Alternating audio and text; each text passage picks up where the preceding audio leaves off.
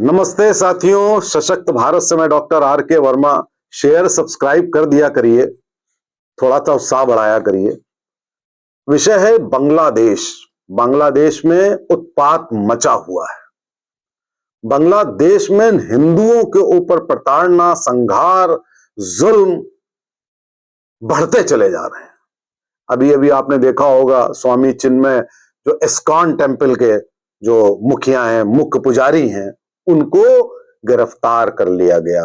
उनको आतंकवादी तक कहा जा रहा है बांग्लादेश सरकार के द्वारा। आप सोचिए, झूठों ने झूठों से कहा है झूठ मत बोलो।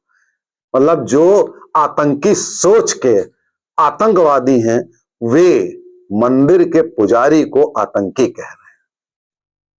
विडंबना है, लेकिन मैं आपको इसका एक अलग पर्सपेक्टिव देता हूं कि बांग्लादेश के दिन अब आ गए हैं। गिनती के दिन है। ये वो कौम होती है जो किसी का एहसान नहीं मानती।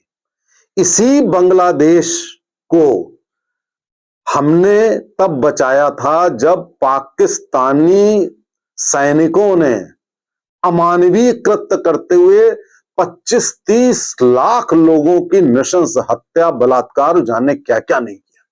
हमने बचाया। हमने कोविड में बचाया, अभी हमने वैक्सीन दी, हम उनको बिजली देते हैं, हम उनका इलाज करते हैं। बॉर्डर के अक्रॉस मरीज आते हैं, हम उनका इलाज करते हैं। यानी कि हम सब कुछ उनका करते हैं। और आज ये आलम है कि वे हमारे मंदिरों पर, हमारा इस्कॉन मंदिर और 20 मंदिर और उस पर अटैक करते हैं। और बिल्कुल सरेआम उन्होंने ऐलान कर दिया है कि सारे हिंदुओं को आप दफ्तरों से निकालिए, प्राइवेट संस्थानों से निकालिए, इंडिया के प्रोडक्ट का बहिष्कार कीजिए। आप सोचिए जरा, वो क्या जमीयत इस्लामी करके जो संस्था है, मतलब जिनको आप बचाएं वही आपके प्रति ऐसा करें। ये स्टॉकहोम सिंड्रोम होता है। स्टॉकहोम सिंड्रोम आप समझते ही होंगे। जैसे ये जितने भी भारत, बांग्लादेश और पाकिस्तान, इंडोनेशिया में जितने भी ये सब मुसलमान आज आपको दिख रहे हैं, ये सब हिंदू थे मात्र 5 से 10 पीढ़ी पहले। इनको मार काट करके, बलात्कार करके इनको मुसलमान बनाया गया।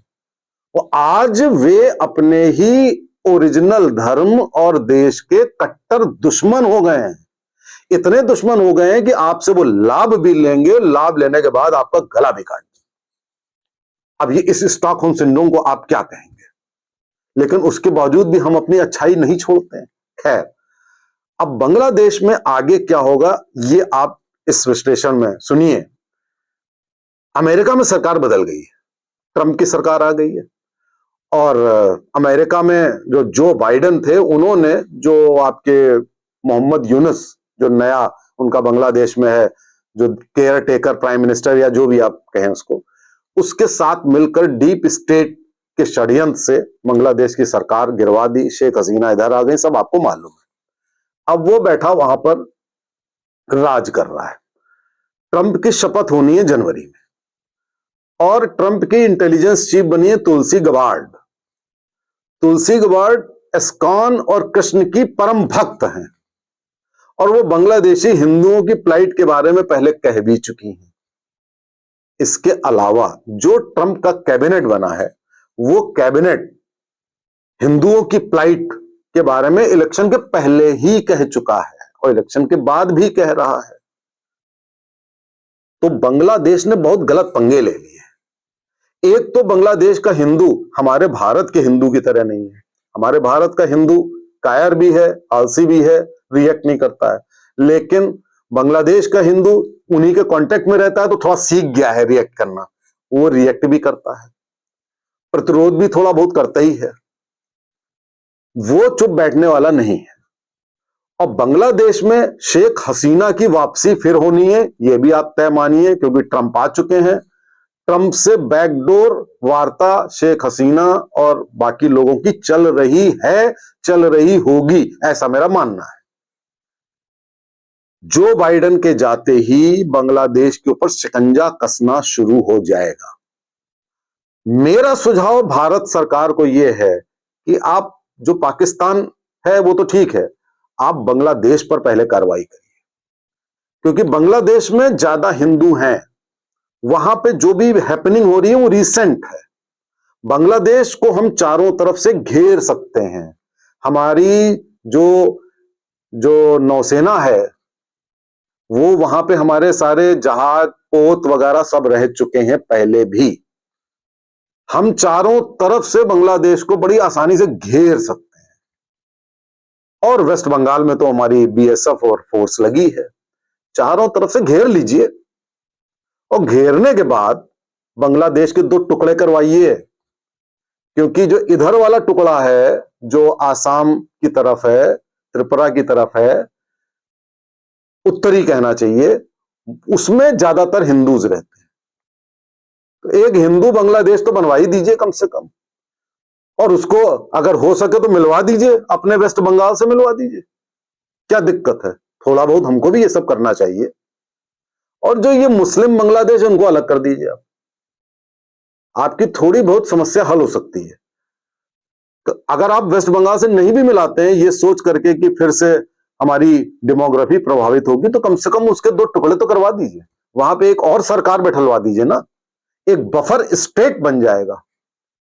मुझे ऐसा लगता है कि जो हमारे थिंक टैंक होंगे सरकार में, उनके दिमाग में बात आ जरूर रही होगी। जो हमारे नेशनल सिक्योरिटी एडवाइजर हैं उनके दिमाग में आ रही होगी। जब मेरे दिमाग में आ रही है तो उनके भी दिमाग में आ रही होगी। आने वाले समय में साथियों होने ये वाला है कि बांग्लादेश की मोहम्मद यूनिस की सरकार बर्खास्त होगी। मोहम्मद यूनिस जेल में होंगे, बाद में फांसी होगी। फांसी वाला काम किया भी है मोहम्मद यूनिस ने। शेख हसीना प्रधानमंत्री बन जाएंगी। उसके पहले मुझे लगता है कि बांग्लादेश के दो टुकड़े भी हो जाने चाहिए। आप हिंदू बांग्लादेश अलग कर दीजिए, उधर का अलग कर दीजिए, ये हमारे भारत के हित में है। अगर आप ऐसा नहीं करते हैं तो धीरे धीरे ये हिंदू भी कन्वर्ट हो जाएंगे मुस्लिम में, और एक मुसीबत आ जाएगी वहां पे भविष्य में। तो भविष्य में हमारी हिंदू जाति प्रिजर्व रहे, प्रिजर्वेशन भी तो करना है हमें अपने हिंदुओं का, तो आप उस टुकड़े को अलग कर दीजिए। बहुत आगे चल के वो हमारे काम आएगा, स्ट्रेटजिकली हमारी रणनीति में वो हमेशा काम आएगा। तो अब ये बांग्लादेश के हिंदुओं की प्लाइट को जो हमारे जितने भी लेफ्टिस्ट हैं, मुसलमान हैं, ये नकारते हैं, कहते हैं ये व्हाट्सएप है। ये एक नया इनका नैरेटिव चला है कि तुम व्हाट्सएप खबर चला रहे हो, और जैसे ही कोई ऐसी बात हो जिसमें कि उनका कोई इंटरेस्ट है तो वो बिल्कुल रियल हो जाती है। आप देख रहे हैं कि अगर वक्फ की बात आ रही है तो वो रियल हो जाती है। वक्फ जो है मंदिरों का कब्जा कर रही है, न्यायालय का कब्जा कर रही है, वो सही है, और हम अपने जो मंदिर के ऊपर तुमने गुंबद कर दिया है हम वो ना काम करें तब तुम पत्थरबाजी करोगे। तो ये इस तरीके से काम नहीं चलेगा। भविष्य में ना तो ये पत्थरबाजी ना ही इस तरीके के प्राचीन रवैये से काम चलेगा।